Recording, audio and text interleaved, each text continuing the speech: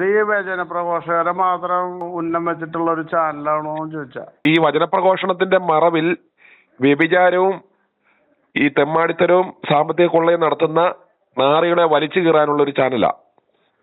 ശരി. എവിടെയാ? എറണാകുളം, തിരുവനന്തപുരം. കർത്താവിന്റെ നാമവും പറഞ്ഞോണ്ടേ ഈ അളിഞ്ഞ ലോഹയെ വിട്ട് അല്ലെ മീശം പഠിച്ച് വിശുദ്ധ വേദപുസ്തകവും കയ്യിൽ വെച്ചുകൊണ്ട് ഭവനവേദനവും വ്യഭിചാരവും നടത്തുന്ന കാലെ പിടിച്ച് രണ്ടായി വലിച്ച് കീറി ജനങ്ങളുടെ മുന്നിൽ കാണിക്കുക എന്നുള്ളതാണ് ഞങ്ങളുടെ ഒരു ഉദ്ദേശം. കുഴപ്പമുണ്ടോ? അല്ല, നല്ല കാര്യമാണ്. ഇവന്മാരെ ജനങ്ങൾ അറിയണ്ടേ? തെണ്ടിത്തരങ്ങളെ നമ്മൾ അനാവരണം ചെയ്യണം. ഇപ്പോഴും 21-ാം നൂറ്റാണ്ടിലും ഇവന്മാരൊക്കെ ആത്മീയരാണെന്നും ഇവരൊക്കെ ദൈവത്തിന്റെ അടുത്ത് നിൽക്കുന്നവരാണെന്നും പറഞ്ഞൊരു തെറ്റിദ്ധാരണ ജനങ്ങൾക്കില്ലേ? ഇതൊരു ജോലിയാണ് ഓരോരുത്തർക്ക്. തൊഴിലുറപ്പ് പദ്ധതി. അതാണ്. എല്ലാവരും അങ്ങോട്ട് പരസ്പരം കൊന്നതിനാണ് ഒരു ഭാഗത്ത്. ഒരാൾക്കൊരു ഇതില് ഇപ്പൊ ഞാൻ സാറിനെ നമ്മൾ നേരിട്ട് കണ്ടിട്ടില്ലേ? അപ്പൊ അതിലൂടെ അങ്ങനെ നമ്മൾ ഓരോരുത്തരെ നോക്കുമ്പോ അത് അങ്ങോട്ടും ഇങ്ങോട്ടും കൊന്നു തിന്നാ. അല്ലാണ്ട് ഇപ്പൊ ഇതിലിപ്പോ ആരും പരിശുദ്ധരല്ല. ഇപ്പൊ ഈ പൊളിറ്റിക്സ് ആയാലും മൊത്തത്തില് ഇപ്പൊ ഒരു കാര്യം ചെയ്യാൻ സാറിന് പറ്റും. അതായത് നമ്മളിപ്പോ ഏറ്റവും കൂടുതൽ ആളുകളും മരണപ്പെടുന്നത് ഈ മദ്യത്തിന്റെ ഒരു പ്രശ്നം മാത്രമാണ്. ഓൾ ഇന്ത്യയില് മദ്യം കഴിച്ച് ലിവർ പോയ ഡോക്ടേഴ്സ് ഒരു കൊള്ളം നടത്തവരെ. അപ്പൊ എന്റെ ഒരു അവസ്ഥ ഞാൻ പറയണേ, മദ്യം കഴിച്ച് ലിവർ പോയി. അപ്പൊ ഈ മദ്യം കഴിക്കുന്ന പേശിക്കുള്ള മരുന്ന് ഇനി വാങ്ങണം മരണം വരെ. മദ്യം കഴിക്കാനും പറ്റില്ല. അപ്പൊ ഈ മദ്യം ഇപ്പൊ എന്റെ കൂട്ടുകാരൊരാള് ജയിലിൽ കിടക്കുക. കൂട്ടുകാരൻ എന്ന് പറഞ്ഞാൽ ഞാൻ ചെയ്തിട്ടുള്ള തൊഴിലല്ല അത്. അവൻ ഈ 1-ാം തീയതി മദ്യം മേടിച്ച് വിൽക്കും. മദ്യം മേടിച്ച് കിട്ടാത്തവർക്ക് ഓരോ 3 പെഗ് 2 പെഗ് കൊടുക്കുത്ര. അപ്പൊ അവൻ ജയിലിലാണ്, ജാമ്യം കിട്ടിയിട്ടില്ല, 1-ാം തീയതി പിടിച്ചുകൊണ്ട് ഇതാ. അപ്പോ ഓരോ സർക്കാരും അതിന്റെ ഉത്തരവാദിത്തപ്പെട്ട അധികാരികളും ഇതില് നീതിപൂർവമായൊരു വിധിയല്ല നടത്തണം. ഞാൻ ഒരു കാര്യം, അച്ഛൻ ഏത് സഭാംഗമാ? കത്തോലിക്ക സഭാംഗമാണോ? അതെ. നീ സംസാരം കേട്ടപ്പോ തോന്നി. എവിടാ സൈഡ് സ്ഥലം എവിടാ? തൃശ്ശൂരാ? തൃശ്ശൂര്. ഞാൻ ഒരു കാര്യം ചോദിക്കട്ടെ, മദ്യമാണോ അപകടകരം, ഈ മതമാണോ അപകടകരം? നമ്മള് ഇതിന്റെ മൊത്തത്തിലുള്ള ഇതിന്റെ ഒരു എന്താ പറയുക, മനുഷ്യനുണ്ടാക്കുന്ന ഈ അപകടം നമ്മൾ കണക്കിലെടുത്തുമ്പോൾ അപകടം മദ്യം ആണോ അതോ ഈ മതമാണോ? ചായനോട് ഞാനൊരു കാര്യം ചോദിച്ചാൽ എനിക്ക് ഉത്തരം തരുമോ? ഇതൊന്ന് പറഞ്ഞ ശേഷം ഞാൻ ഇന്ന് മറുപടി പറയാം. എന്റെ ഈ ചോദ്യത്തിന് ശേഷം ഞാൻ ചോദിച്ചു കഴിഞ്ഞാൽ ഉത്തരാവും. ഈ ചോദ്യം ഞാൻ അങ്ങോട്ട് ചോദിക്കുന്നതോട് ഇതിന് ഉത്തരാവും. അതായത് ദൈവത്തിന്റെ മാലാഖയായിരുന്നു ലൂസിഫർ ദൈവത്തോട് അസൂയ മൂത്ത് ദൈവത്തെ പോലെ ആകണം എന്നുള്ള ഒരു ആഗ്രഹം പ്രകടിപ്പിച്ചപ്പോഴുള്ള പിശാചായി മാറിയത്. അപ്പൊ അതിന്റെ ഉത്തരം മനസ്സിലായില്ലേ? അതായത് സഭയുടെ ഉള്ളില് ഈ ദുഷ്ടാത്മാക്കളുണ്ടാവും, ഒരു സംശയമില്ല. ഇവരെ വെട്ടിത്തിരുത്താന്ന് പറഞ്ഞാൽ അവർക്കുള്ള ശിക്ഷ ദൈവത്തിൽ നിന്ന് തന്നെ ലഭിക്കും. അപ്പൊ നമ്മുടെ ഈ സഭ എന്ന് പറയുന്നത് ദൈവസഭയാണോ? ദൈവസഭയാണ്. ദൈവസഭയിൽ എങ്ങനെ ലൂസിഫറിന്റെ അതെങ്ങനെ ഈ ദൈവസഭയിൽ എങ്ങനെ ലൂസിഫറും ലൂസിഫറിന്റെ മക്കളും വരുന്നത്? ലൂസിഫർ സ്വർഗത്തിലുണ്ടായിരുന്ന ആളല്ലേ ലൂസിഫർ?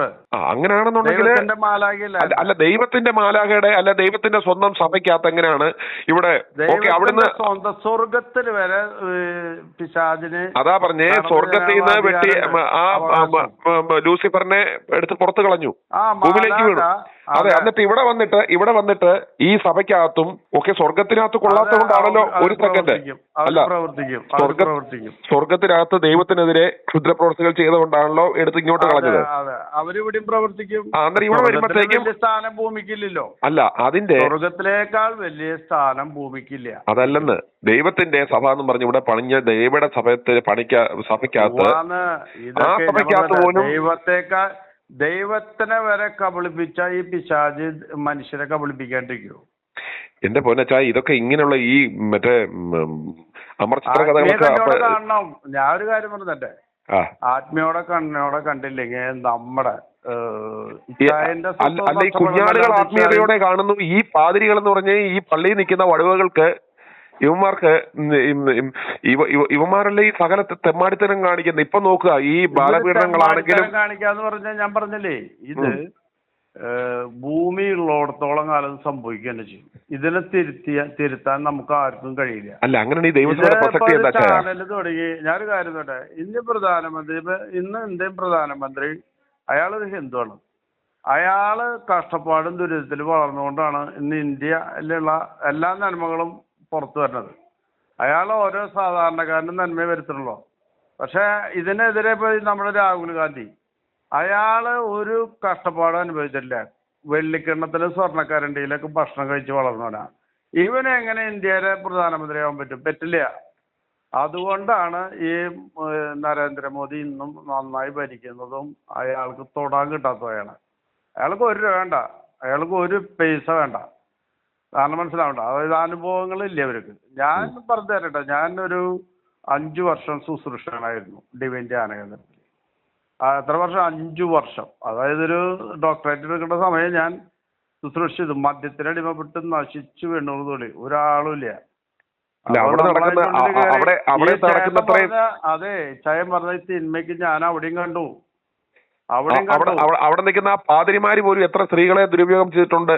എല്ലാവരും പറയരുത്, എല്ലാരും ഓരോ മനുഷ്യരും. ഇപ്പൊ ഞാനൊരു കാര്യത്തിൻ്റെ ബ്രദറ് അല്ലെങ്കിൽ ചയൻ ഈ വക തെറ്റുകൾ ചെയ്യാൻ പോകുന്നുണ്ടോ? എനിക്കതിന്റെ ആവശ്യവും ഇല്ല. ഞാൻ ആ പടിക്ക് നടക്കുന്നവനല്ലോ. അല്ലാന്ന് എനിക്കാണ് ഇതുപോലെ എനിക്കാണെങ്കിലും ആത്മീയ ശുശ്രൂഷനായാലും അവനിലെ ജഡം എന്ന് പറഞ്ഞൊരു ഭാഗമുണ്ട്. അതായത് പൈശാചിക ഒരു ശക്തി മനുഷ്യനായ അവനിലുണ്ടെന്ന് ഈ പറയുന്ന എനിക്കുണ്ട്. പിന്നെ ഈ പുല്ലിന്റെ ഒക്കെ ആവശ്യം എന്താന്ന് ഞാൻ ചോദിക്കുന്നത്. ഇങ്ങനെ പറയുന്നു, എന്നിട്ട് ഇത് തെണ്ടിത്തരം കാണിച്ചിട്ട് പറയും അത് ജഡമോഹം എന്നിൽ ആവസിച്ചാണ്, അത് മറ്റേ ദുഷ്ടാത്മാവ് കയറി പ്രവർത്തിച്ചാണ്. ലൈംഗിക ശേഷി, അതിന്റെ ആസക്തി, ഇതൊക്കെ മരണം വരെ പിന്തുടരും. പിന്നെ എന്തിന് എന്നിട്ട് ഈ ആത്മീയത എന്ന് പറഞ്ഞിട്ട് ഇവന്മാര് നടന്നിട്ട് എന്താ കാര്യം ഞാൻ ചോദിക്കുന്നേ? ഈ ആത്മീയത എന്ന് പറഞ്ഞിട്ട് ഇവന്മാർ ഈ വേഷം കെട്ടി നടക്കുന്ന എന്തിനാന്ന് ഞാൻ ചോദിക്കുന്നത്. ഉപജീവന മാർഗാണ്, ഉപജീവന മാർഗം ഓരോരുത്തരും ചെയ്യുന്ന പ്രക്രിയകളാ. നമ്മൾ മനസ്സിലാക്കേണ്ടുന്നതാണ്. ഇതൊരു തൊഴിലുറപ്പാണ്, ഉപജീവനമാണ്. ക്രിസ്ത്യാനി എന്ന് പറഞ്ഞ വ്യക്തി ഇന്ത്യയിലില്ല. തോമാസ്ലി അവിടെ വന്ന് മാർക്കം കൂട്ടിയവരാണ്. കണ്ട മുളയന്മാരും നായരും ചോനക്കിന് മാർക്കം കൂട്ടിയവരെല്ലാവരും ഇവരുടെ ആസക്തികളൊക്കെ ഇവരിൽ കിടക്കട്ടെ. അതിന് അവന് മാത്രമേ ആസക്തിയുള്ളൂ, വേറെ യഹൂദന് ആസക്തി ഇല്ലായിരുന്നോ? എന്തോരം നമ്മളിപ്പോ ബ്രദറ് ചാനൽ തുറന്ന ഒരു ദിവസം പീഡനം പ്രശ്നം. ഇന്നലെ ഞാൻ എറണാകുളത്ത് നിന്ന് തൃശ്ശൂരേക്ക് വരുമ്പോ ഒരു വണ്ടിയില് ഒരു സ്ത്രീ നഗ്നമായിട്ടിരിക്കലും ഭേദം, നഗ്നമായിട്ടിരിക്കാന്ന് ഇതിലും ഭേദം. അവള് കംപ്ലീറ്റ് സ്ട്രാച്ച് അടിച്ച് ഒരു ബ്രേസർ പോലത്തെ ഒരു ഡ്രസ് ഇട്ടിട്ട് ഇരിക്കണം. അപ്പൊ ആ നിൽക്കണ യുവാക്കളും മുഴുവൻ അവളെ ഒരു സെക്കൻഡ് ഇടപെടാതെ നോക്കിക്കൊണ്ടിരിക്കുകയാണ്. പറഞ്ഞ മനസ്സിലായി. അപ്പൊ നമ്മുടെ ഈ ഇങ്ങോരില്ലേ ഗോവിന്ദചാമിയുടെ പോലത്തെ ഒരു തമിഴൻ വന്നു. അവൻ അവളെ എന്നെ നോക്കി നിൽക്കണം. അവൾക്കൊന്നും പറയാൻ പറ്റില്ല. അല്ല ഗോവിന്ദ അല്ല അച്ചാനും നോക്കാൻ തോന്നിയില്ല. നോക്കാൻ തോന്നില്ല, നോക്കിയില്ലേ? എന്തോ സ്ത്രീ ശരീരം ഗോവിന്ദചാമി മാത്രം നോക്കുന്ന സാധനമില്ല, അച്ചായനും നോക്കില്ല. അതൊന്ന് കണ്ടപ്പോ ഒന്ന് കാണണമെന്നൊരു ആഗ്രഹം നമ്മൾ നോക്കില്ല. അതാ പറഞ്ഞ മനുഷ്യനായ ഇതൊക്കെ നോക്കും. പക്ഷെ ഇതിൽ നിന്ന് പിന്തിരിയാനുള്ള ഒരു ശക്തി കിട്ടണമെന്നുണ്ടെങ്കിൽ നമ്മൾ ആത്മീയമായിട്ട് വളരണം. പരിശുദ്ധാത്മാവ് എന്ന് പറയണം. പരിശുദ്ധാത്മാവ് നിറഞ്ഞ ഒന്നൊരു മാത്രമേ. ഈ പരിശുദ്ധാത്മാവ് നിറയാത്തവരെല്ലാം കയറി ബലാത്സംഗം ചെയ്യണം. പെണ്ണിനെ കാണുമ്പോഴേ ചാടിക്കറി പഠിക്കണം. ഇതൊക്കെ എന്ന് പറഞ്ഞാൽ ഈ കത്തോലിക്ക പാതിരിപ്പാമ്പുകൾ പഠിപ്പിച്ചു വിടുന്ന ചില പരിശുദ്ധാത്മാവ് നിറയുന്നുണ്ടാവും. മനുഷ്യൻ അവന് വിവേകം മതി. അതിനകത്ത് പരിശുദ്ധാത്മാവ് കിട്ടുന്നതിന് യാതൊരു ബന്ധവുമില്ല. അല്ലാത്ത ഈ മാമോദിസ വെള്ളം വീഴാത്ത എല്ലാവരും പെണ്ണിനെ കണ്ട ചാടി വീഴുവോ? ഒരുപാട് സുഹൃത്തുക്കളുണ്ട് വൈദികര്, നല്ലവരും ചീത്തവരുണ്ട്. എൻ്റെ ഒരു കൂട്ടുകാരുണ്ട്, അയാൾക്ക് കാശ് മാത്രമേ വേണ്ടൂ. കുടുംബങ്ങളെ രക്ഷപ്പെടുത്താൻ വേണ്ടി പണത്തിന് വേണ്ടി അയാൾ എന്ത് ചെയ്യും. ചിലര് തെറ്റിന്റെ മാർഗത്തിലൂടെ നയിക്കുക. അപ്പൊ ഇതില് 100 പേരിൽ ഒരു 70% വഴിപഴച്ചവരാ. ഇത് ഞാൻ സമ്മതിക്കാന്ന്, ഇത് ഞാൻ സമ്മതിക്കും. 70 പേരും വഴിപഴച്ചവരാ. ഞാൻ ഡിവൈനിൽ നിൽക്കുമ്പോ എനിക്ക് ആകെ കൂടി ഒരു വൈദികനെ കാണാൻ പറ്റിയുള്ളൂ, പനക്കലത്തിന്, ജോർജ് പനക്കലച്ച് എന്ന് പറയും. ബാക്കിയുള്ളവരൊക്കെ ഒന്നല്ലെങ്കിൽ മറ്റൊരു തരത്തില് കുറിച്ച് സ്ത്രീകൾ വിളിച്ചു പറഞ്ഞ് ഞങ്ങൾ കൊടുത്തത് ഞങ്ങളുടെ ചാനലിലുണ്ട്, നോക്കിയാൽ കാണാം. ആരെ? ജോർജ് പനക്കലിനെ കുറിച്ച്. അയ്യോ, അത് നിങ്ങളുടെ ഒരു ട്രീറ്റ്മെന്റ് ആയിരിക്കും, അല്ലാണ്ട് ആ എന്ത് ട്രീറ്റ്മെന്റ്? ഞങ്ങൾ ഈ പാതിരിയെ ഞങ്ങൾ ഇതുവരെ കണ്ടിട്ട് പോലുമില്ല. ഈ പാതിരിയെ ഞങ്ങൾക്ക് അറിയത്തുമില്ല.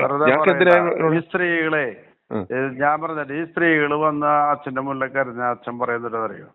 ഒരു മക്കളെ നിങ്ങൾ എന്റെ അടുത്ത് വരുന്ന കരുതിട്ട കാര്യം, നിങ്ങൾ കർത്താവിന്റെ മുന്നിൽ മുട്ടുകുത്തി പ്രാർത്ഥിക്കും. അതാ ഞങ്ങൾ ചോദിക്കുന്നതാ, ഈ ഡിവൈനെന്നും പോട്ടെ എന്നും പറഞ്ഞ് നടക്കുന്ന ഈ കൂതാശ തൊഴിലാളികളുടെ മുന്നിൽ പോയി കരയുന്ന എന്തിനാണ്? അത് ജനങ്ങളുടെ അതാണ് ചോദിക്കുന്നത്. അയാൾ സത്യം പറഞ്ഞാൽ കരുവരുത്തേക്കല്ലേ ഈ സഭേനെ വളർത്തി അടുത്ത തലമുറയ്ക്ക് ഓരോ എന്തിനാ അടുത്ത തലമുറയെ നശിപ്പിക്കാൻ വേണ്ടി ഈ വൈദികരും സിസ്റ്റേഴ്സും ശുശ്രൂഷകരും ഇല്ലെങ്കിൽ ഈ ക്രിസ്ത്യാനി സഭയെ കുറിച്ച് അടുത്ത ജനങ്ങൾ സമാധാനം തുടക്കം ഈ നാറിയ പ്രസ്ഥാനം ഇതിന്റെ അടിവേരെ ഇറങ്ങിക്കഴിഞ്ഞാൽ മാത്രമേ ഈ ലോകം രക്ഷപ്പെടത്തുള്ളൂ. ഇവന്മാർ എന്തോ ഉണ്ടാക്കുന്നത്, അരമനയെ ഉണ്ടാക്കിയ ഇതുപോലത്തെ പള്ളികളും ഉണ്ടാക്കി, ജനങ്ങളുടെ ചെലവിൽ പള്ളി ഉണ്ടാക്കി, അവരുടെ ഇതാക്കി അവരെ ചൂഷണം ചെയ്ത് നടക്കുന്ന കുറെ നാറികളെന്നുള്ളതല്ലാതെ എല്ലാവരും അങ്ങനെ പറയരുത്. അല്ല ഇവന്മാർ എന്ത് നന്മയാണ് എന്ത് നന്മയാ കൊടുക്കുന്നത്? അച്ഛൻ പറ, ഇവന്മാരെ കൊണ്ട് ഇവിടുത്തെ ജനങ്ങൾക്ക് എന്ത് നന്മയാന്ന് പറ.